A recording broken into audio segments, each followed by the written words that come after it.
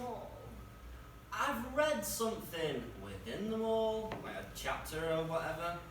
Well, what are they on, mainly? Everything. Random things. Got car manuals up there, walks in Nepal, gardening, just stuff. Why? Well, it's how you learn, isn't it? Wait, is that a French one? Do you speak French? Oui, un peu. Have you ever been? No. No, of course not. I couldn't do this, just take a break like this normally. I need to feel like I'm still doing something, you know, and contributing. I can't get used to working from home. Maybe it's because I'm in my old room. It's a bit different from Canary Wharf. What is it that you miss the most about out there?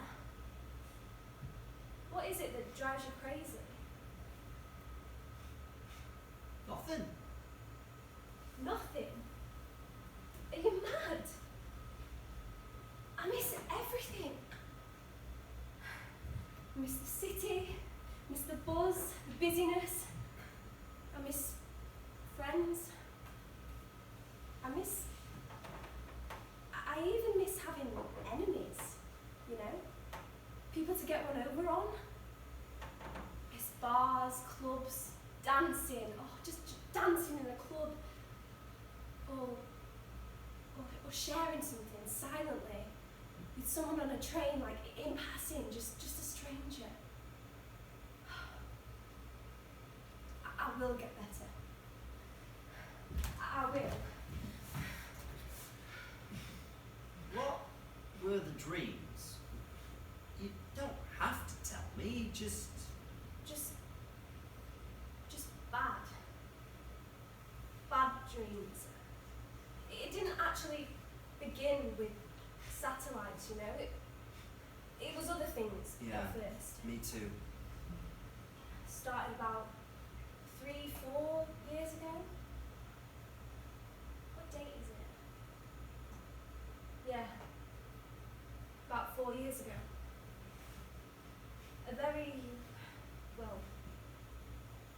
very specific moment, shall we say. I was on the tube. The tube? Surely one of the safest places you could be. From falling things. Yeah, you would think. I lived in Balham when I was in London. And The gateway to the south. what? It's just it's a Peter Sellers sketch. Right. Ah, Belham, the gateway to the south. Right. Sorry. Anyway, there's this plaque in the ticket hall about the people that died after a bomb landed on the street during the Blitz. I've seen photos of that, of the bus and the crater. Yeah, well, that's where people would gather to be safe underground, but a bomb landed on the street and the rubble all collapsed into the crater and shops and things fell in and water pipes burst and people were crushed and they were buried and they died, and I would often think about that. Not too much, but sometimes, you know, when I was on the way to work in the morning. And then there was this morning 1 July.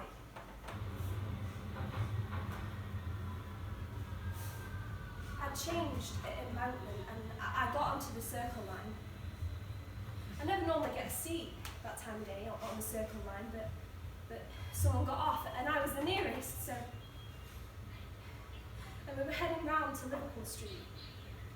And just before we got to Aldgate, the train pulled to a halt.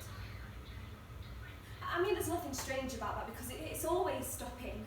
Stop, stop, stop, stop. Except this time it didn't move for like 10 minutes. And people were grumbling and sighing and then there was just silence. And suddenly, it just went black. And in the dark, I started getting these flashes. Like flashes of being trapped. And the tunnels collapsing in and rubble dropping down, and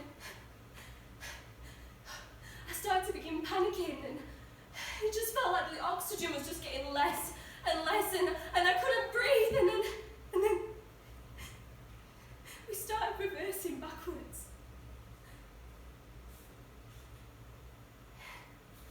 It was when we got out that we found out a bomb had gone off near Aldgate East, and 3 more around London.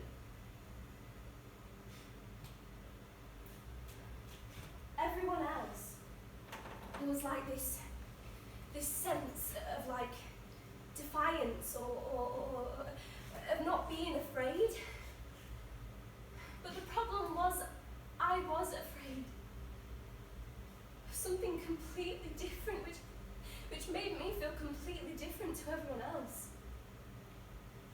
And the dreams at first were ceilings and roofs, and then planes, and then, well, you know what. And who knows why? Freak occurrences. And I know to normal people, satellites must seem irrational, but maybe I just needed something that was always up there, that could just come down at any point, just to justify the way that Nothing I was irrational about it. There are over 2,000 satellites up there, and that's just the ones that are operating. It's like a junkyard, a car park. Like just the other year, the American and Russian ones that crashed into each other. Sorry. I had to take sabbatical. I felt like a fraud. You know, there were some people in our office who'd lost friends over there. In New York, in our office over there, when I hadn't lost anyone, then or now. But I couldn't help it. Began to work for my flat more, hated going out. And my friends who, well, they'd been supportive at first, but then they just began to, ignore me a bit. I wasn't great to be around at the end of the day. Yeah, people found me irritating. You know, when I had people. Eventually, they pretty much agreed I could do most of it from up here. If I wanted to move back up north, be around family full time. And eventually I just stopped going out. But I am gonna beat it. I am gonna get better. So, but you haven't been out in like forever.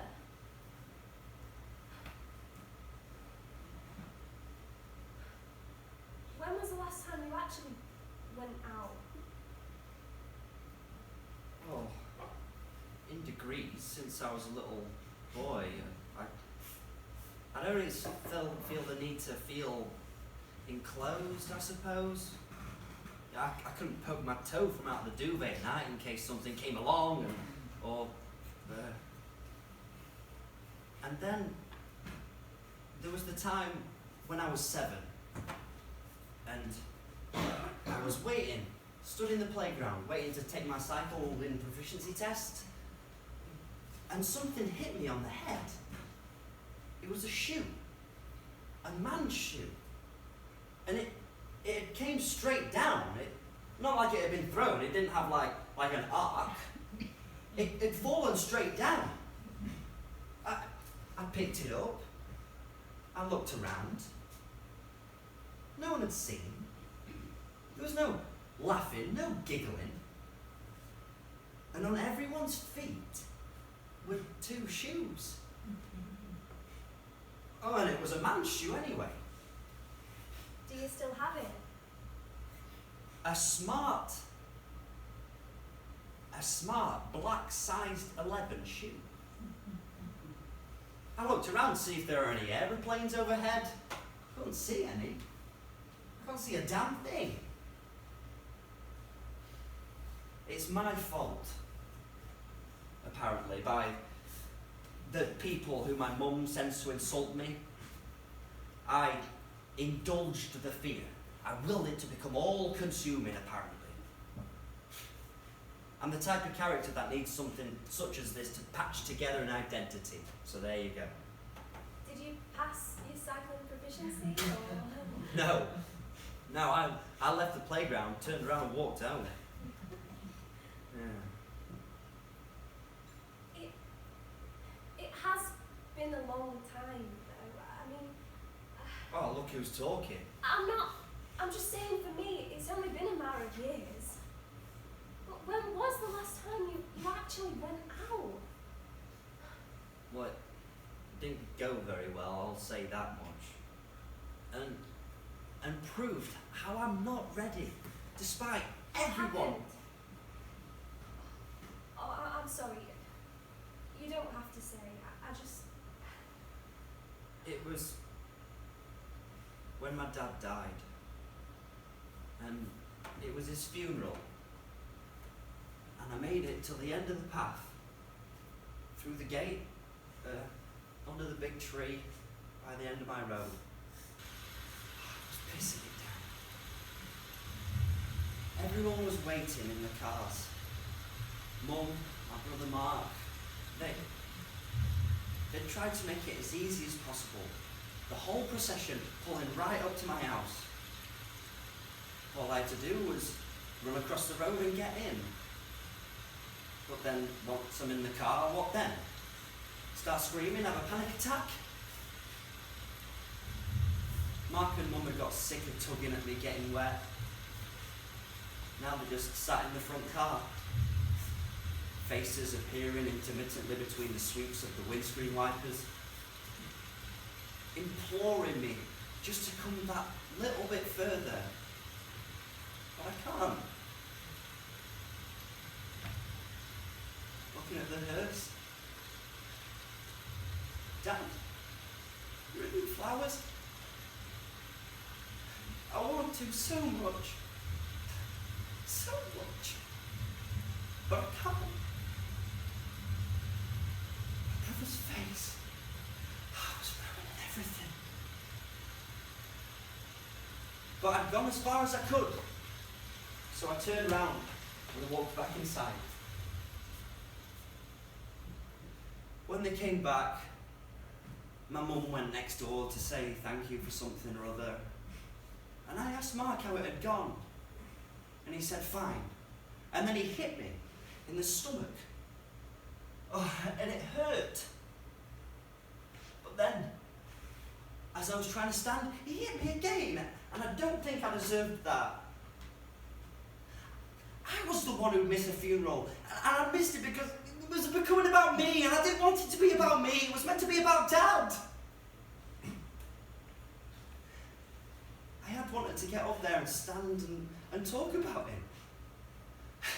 About the way he'd do some proper old school whistling as he mowed the lawn, or the way he'd drum with the fork on the biscuit tin. I wanted to do that. Mark went on about funerals being for the living, not the dead, and that day had been for Mum, and I'd let her down.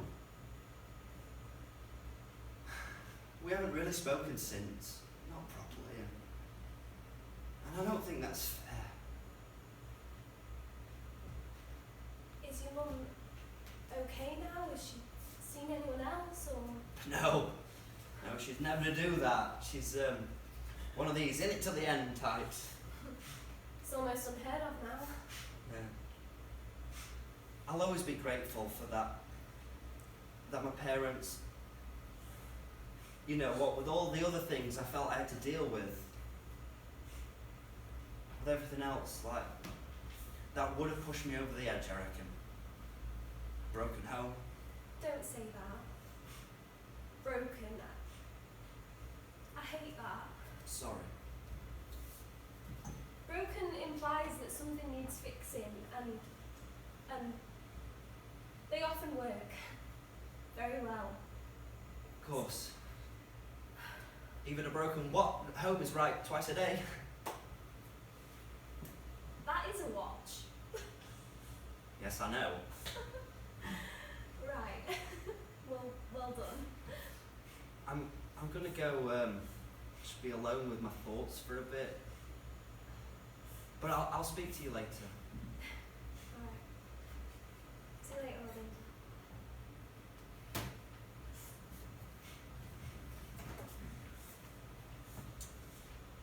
There you go.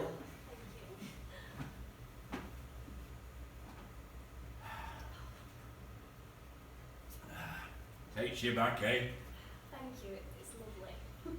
Remember when I used to sneak it up to your room? Behind your mum's back? Yours and David's. She was always going on about your teeth. That hot chocolate, it ruins your teeth. Well, it hasn't, has it? I mean, look at you.